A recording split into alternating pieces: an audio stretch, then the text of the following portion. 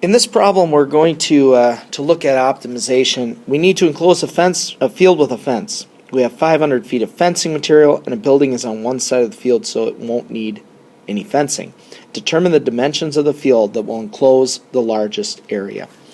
So, what I might do to begin with is write down your two equations, and maybe even start with what you want to maximize or minimize. In this case, maximize. So we want to maximize the area, which in this case, if you look at the picture, we got x and y, so the area is simply x times y. Okay.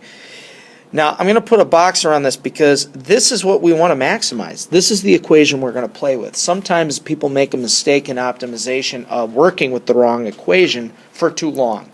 This is the equation we really want to work with. And anything else we do is only going to be a means to solving the area equation. The other equation is often called a constraint equation. I'm just going to work that right over here.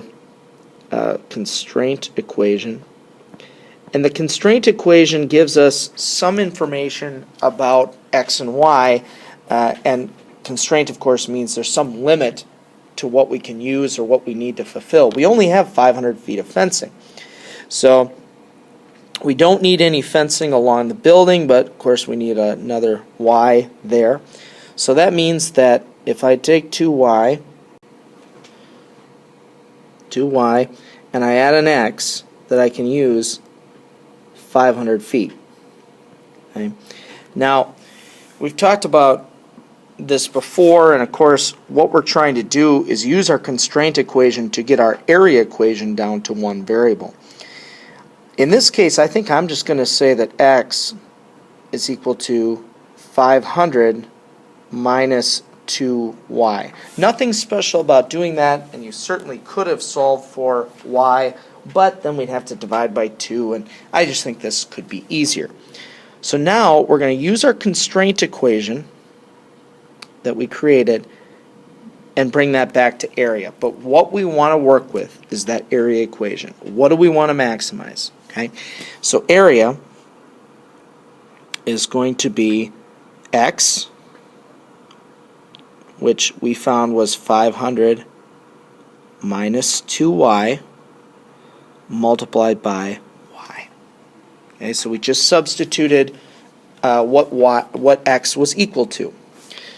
So let me do a little bit more here, get rid of the parentheses. We've got 500y minus 2y squared.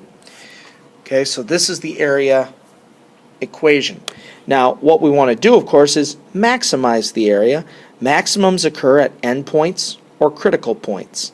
Well, let's find the critical points. So critical points, A prime or dA dy. Okay, I'm going to write them both because I usually like Leibniz notation, but dA dy is 500 minus 4y. And again, we want to figure out, where the maximum is, so we set that equal to 0.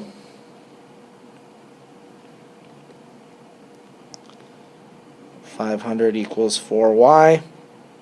Divide both sides, and y is 125. Now, by rights, we should do just a real quick little sign analysis to prove this is going to give us a maximum. Since there is only one critical point, we're sure going to hope it's a maximum.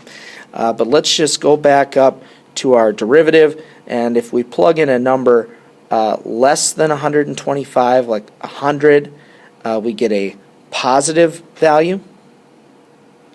If we plug in a number bigger than 125, we get into our derivative, we get a negative value.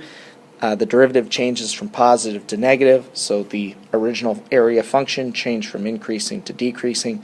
So indeed, 125 does give us a maximum. So our y's are 125. Our x, we can get right back in our constraint equation. We can say, well, 2 times 125, 500 minus that, our x is 250. And that's That'll give us the dimensions that'll maximize the area.